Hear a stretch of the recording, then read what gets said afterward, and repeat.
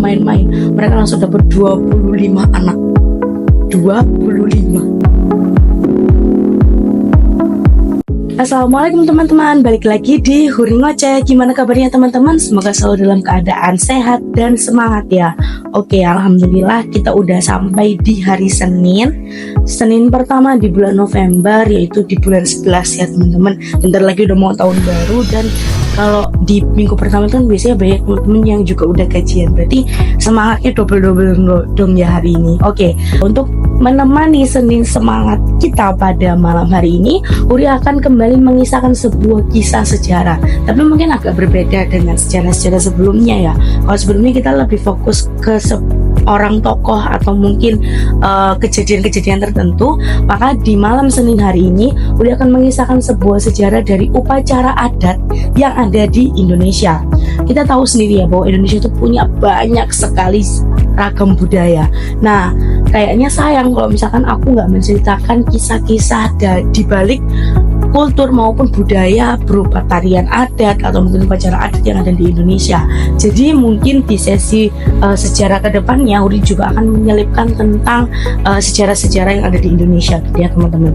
Nah, kalau di minggu kemarin kita udah membahas tentang kisah kriminal dari seorang gangster yang ada di India, maka di sesi Huri Ngoceh sejarah kali ini Uri akan membahas sebuah upacara adat, yang mana upacara adat ini ternyata awal mulanya adalah dari ingkarnya janji leluhur suku ini kepada dewa, sehingga terjadilah sebuah bencana alam yang harus merenggut salah satu nyawa dari anak leluhur suku ini. Penasaran kan kalian gimana sih sejarah atau upacara adat apa sih yang mau diceritakan pada malam hari ini? Jangan lupa untuk siapin cemilan dan minumannya. Kita mulai ke ceritanya yuk. Indonesia merupakan negara dengan kultur budaya yang sangat banyak, terdiri dari lebih dari 17.000 pulau, membuat Indonesia yang merupakan negara kepulauan memiliki banyak sekali kearifan lokal. Setiap pulau, setiap suku, setiap provinsi, bahkan setiap daerah memiliki ciri khasnya masing-masing, baik mulai dari makanan, kesenian adat, upacara, dan kepercayaan. Indonesia sendiri memiliki 6 agama yang diakui secara undang-undang dan hukum yang ada di Indonesia. Salah satunya adalah agama Hindu. Nah, pada malam hari ini kisah yang akan aku ceritakan adalah upacara Kasada atau Yagna Kasada, yang merupakan upacara adat dari suku Tengger yang berada di Gunung Bromo, daerah Jawa Timur. Nah, kalau teman-teman tahu di daerah Jawa Timur ini kan memang banyak sekali gunung atau pegunungan ya. Nah, salah satu gunung yang cukup terkenal dan banyak didatangi wisatawan itu adalah Gunung Bromo. Dan di Gunung Bromo ini ada suku asli dari daerah Gunung Bromo ini yang dinamakan sebagai suku Tengger. Dan upacara Kasada atau Yagna Kasada ini merupakan peringatan hari raya bagi umat Hindu yang berada di daerah Bromo, yaitu suku Tengger ini. Dalam pelaksanaannya, Yagna Kasada ini merupakan suatu upacara untuk memberikan penghormatan dan sesajen dan juga permintaan penyelamatan kepada dewa yang bernama Sang Hyang Widi, yang merupakan manifestasi dari seorang bernama Prabu Brahma. Kita akan mulai dari sejarah awal munculnya upacara Kasada atau Yagna Kasada ini. Dalam beberapa artikel ada yang menyatakan bahwa upacara Kasada atau Yagna Kasada yang kedepannya akan sampaikan sebagai upacara Kasada ya teman-teman. Upacara Kasada ini di beberapa artikel disampaikan bahwa dia dilaksanakan setiap tanggal 14 di bulan ke-10 dalam kalender suku Tengger, yang mana ini dilaksanakan tepat pada tanggal 20 Juli setiap tahunnya. Jadi itu kayak hari raya, kalau di Islam itu mungkin kayak hari raya Idul Fitri atau mungkin kayak Natal gitu ya kalau di Kristen. Nah, di suku Tengger ini mereka menganut yang namanya upacara Kasada sebagai bentuk penghormatan, kemudian permohonan keselamatan dan perayaan dari hari kebangsaan, bukan dari kebangsaan, dari hari raya mereka. Yagna Kasada sendiri sudah dilakukan sejak beratus-ratus tahun yang lalu, di mana pertama kali dilakukan ini adalah pada masa kerajaan Majapahit. Kerajaan Majapahit kan udah lama banget ya teman-teman. Mungkin next juga aku bisa bahas nih tentang kerajaan Majapahit.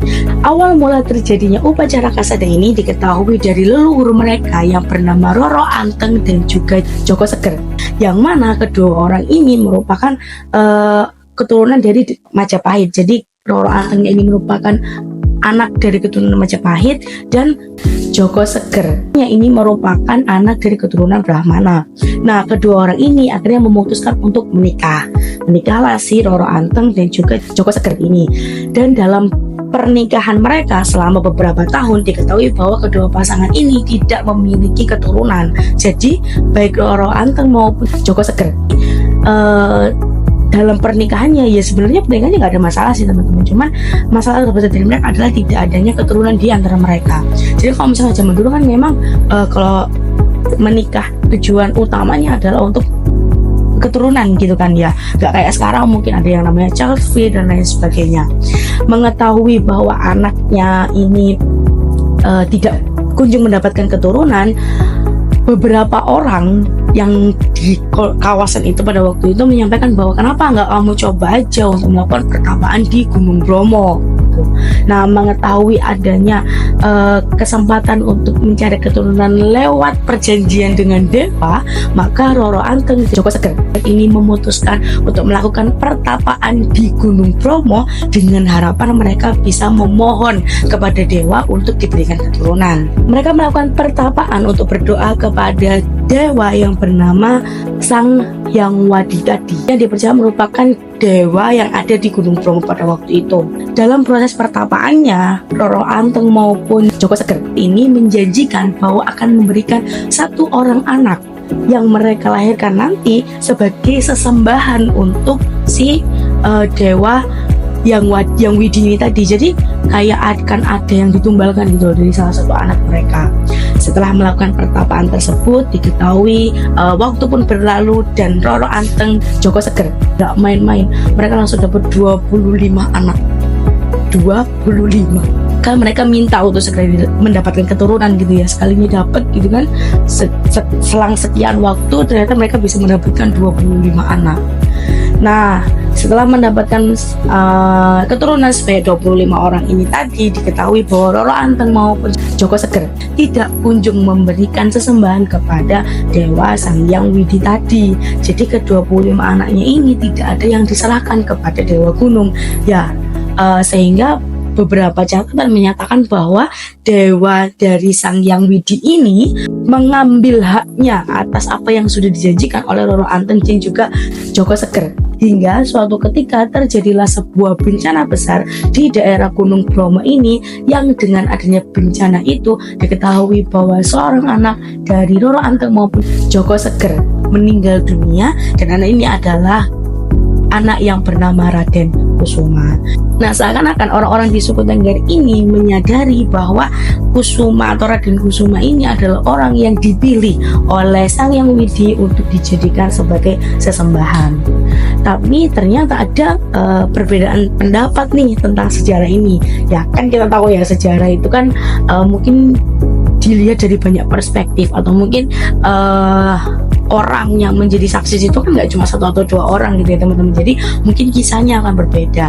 Kalau di beberapa literatur yang aku baca yang lain gitu ya, bahwa bencana yang terjadi pada waktu itu disebabkan karena memang Roro Anteng maupun Joko Seger tidak mengingat bahwa mereka pernah melakukan sesembahan atau mungkin menjanjikan salah satu anaknya itu jadikan sesembahan Sang Hyang Widi ini, sehingga pada waktu itu tiba-tiba di suatu ketika daerah Gunung Bromo ini menggelap gitu, menggelap seketika. Terjadi gempa yang pada akhirnya gempa ini menewaskan Raden Kusuma. Dan diketahui bahwa sebelum adanya kejadian ini, Raden Kusuma pun pernah menyampaikan bahwa ia merasa bahwa dirinya telah dipilih oleh seorang dewa untuk bergabung, maksudnya untuk menjadi pengikutnya dia gitu. Jadi Kusuma ini kayak merasa punya feeling bahwa suatu saat aku bakal dibawa oleh dewa dan tidak akan ada di sini lagi, sehingga mereka Kusuma menyampaikan kepada ibunya yaitu Roro Anteng bahwa tolong buatkan aku upacara untuk bisa menyelamatkan jiwa dan ragaku kayak gitu. Nah, semenjak kepergian Raden Kusuma inilah, maka Roro Anteng Joko Seger beserta 24 anaknya melakukan upacara permohonan keselamatan dan permohonan ampun kepada Sang Hyang Widi yang dilaksanakan setiap tanggal 14 di bulan ke-10 kalender suku Tengger. Nah, diketahui juga nama Tengger sebagai nama suku ini diambil dari penggabungan antara dua leluhur mereka ini, yaitu Roro Anteng diambil tengnya dan Joko Seger diambil gernya, jadilah suku Tengger. Wah, jujur aku juga ketika riset tentang upacara ini, aku juga akhirnya tahu, oh ternyata suku Tengger itu berasal dari nama Roro Anteng dan juga Joko Seger. Keren ya ternyata. Kita akan masuk ke makna dari upacara Kasada atau Yatnya Kasada ini. Bagi suku Tengger, upacara Kasada merupakan upacara sakral yang harus dilakukan secara turun-temurun pada generasi selanjutnya. Upacara Kasada sudah dilakukan sejak beratus-ratus tahun yang lalu dan ternyata teman-teman masih tetap dilaksanakan setiap tanggal 20 Juli hingga saat ini. Upacara ini memiliki makna yang cukup erat bagi suku Tengger, di mana upacara ini digunakan oleh suku Tengger untuk memohon ampun kepada Dewa Gunung dan juga memohon keselamatan dan kesejahteraan bagi mereka. Diketahui juga bahwa upacara Kasada ini merupakan upacara bakti yang dilakukan oleh suku Tengger sebagai bentuk pengabdian dan ucapan terima kasih yang sebesar-besarnya kepada Raden Kusuma yang mau menjadi orang yang diberikan kepada Dewa Gunung kayak gitu. Salah satu bagian dari upacara ini adalah melemparkan sesembahan atau sesajen ke kawah Gunung Bromo. Mulai dari adanya proses dari upacara Kasada ini, karena dia dilaksanakan di wilayah Gunung Bromo, sejak adanya upacara Kasada beratus tahun ini, suku Tengger memproklamasikan secara tidak tertulis bahwa Gunung Bromo merupakan gunung suci dan kawasan suci yang menjadi penghidupan utama mereka.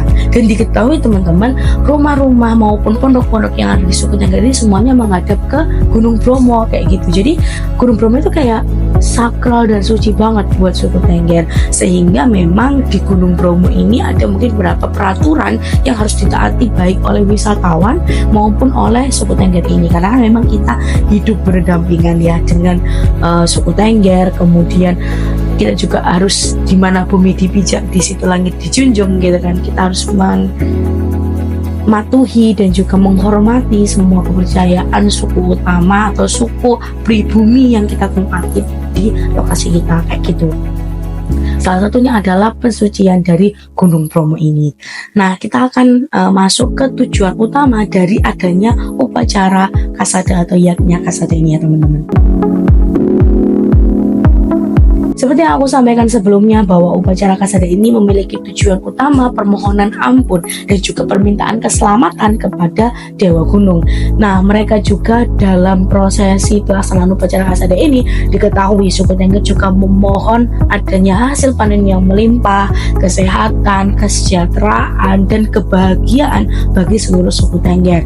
Jadi memang upacara Kasada ini merupakan upacara sakral gitu ya teman-teman, dan diketahui bahwa upacara ini tidak dipertontonkan kepada orang-orang di luar suku Tengger. Jadi sifatnya adalah eksklusif dan juga intim dan juga sakral gitu. Jadi kayak kalau misalkan di kita mungkin ya sholat gitu.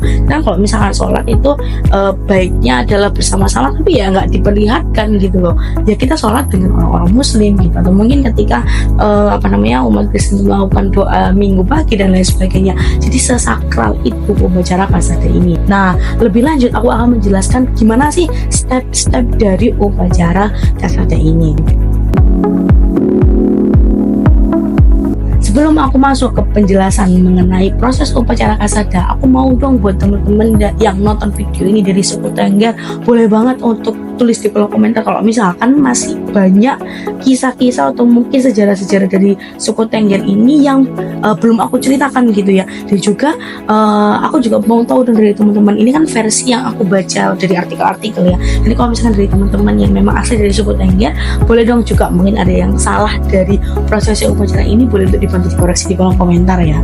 Langsung aja kita mulai ke prosesi upacara Kasada atau yaknya Kasada ini ya teman-teman. Upacara Kasada ini dimulai dari pembuatan ongklek di rumah ketua adat atau dukun pandita. Jadi penyebutan ketua adat di sini itu adalah dukun pandita. Ongklek itu apa sih, Bur? Ongklek merupakan hasil bumi atau hasil panen yang didapatkan oleh suku Tengger, yang mana hasil tersebut dirakit sedemikian rupa sampai menjadi sesaji. Nah, sesaji ini atau ongklek ini nantilah yang digunakan untuk upacara terakhir, yaitu dilemparkan ke kawah Gunung Bromo. Setelah membuat ongklek atau dalam proses pembuatan ongklek, mereka juga melakukan kidung-kidung atau uyon-uyon. Jadi kidung-kidung atau uyon-uyon itu adalah kayak nyanyian atau penyampaian para perasa religius di umat Hindu. Jadi tuh kalau aku membayangkannya tuh kayak selawatan gitu loh kalau di kita ya. Jadi sambil bikin ongklek, kemudian setelah membuat ongklek mereka melakukan kidung-kidung atau uyon-uyon tadi. Selanjutnya mereka melakukan pensucian tempat sembahyang atau ngelukat yang ada di kawasan rumah ketua adat ini atau rumah dukun pandita tadi. Jadi dilakukan pembersihan, kemudian pembacaan kitab Weda sebagai kitab utama umat Hindu. Selesai dari pembacaan kitab Weda dilanjutkan dengan penceritaan ulang mengenai kisah dari Roro Anteng dan juga Joko Seger sebagai leluhur mereka. Jadi diceritakan lagi tuh bagaimana pernikahan dari Roro Anteng dan Joko Seger, kemudian bagaimana persetujuan mereka atau permohonan mereka kepada dewa, perjanjian mereka, dan sampai ke kisah dari Raden Kusuma yang menjadi salah satu tumbal atau yang menjadi salah satu sajian yang diberikan kepada dewa sebagai pengingat untuk adanya upacara ini. Jadi kisah sejarah upacara ini itu disampaikan setiap tahun pada masa pelaksanaan upacara, jadi menjadi bagian dari upacara ini juga gitu. Selanjutnya mereka akan melakukan penyucian jiwa atau ngelukat. Nah, ngelukat, istilah ngelukat ini sebenarnya juga asik ya teman-teman.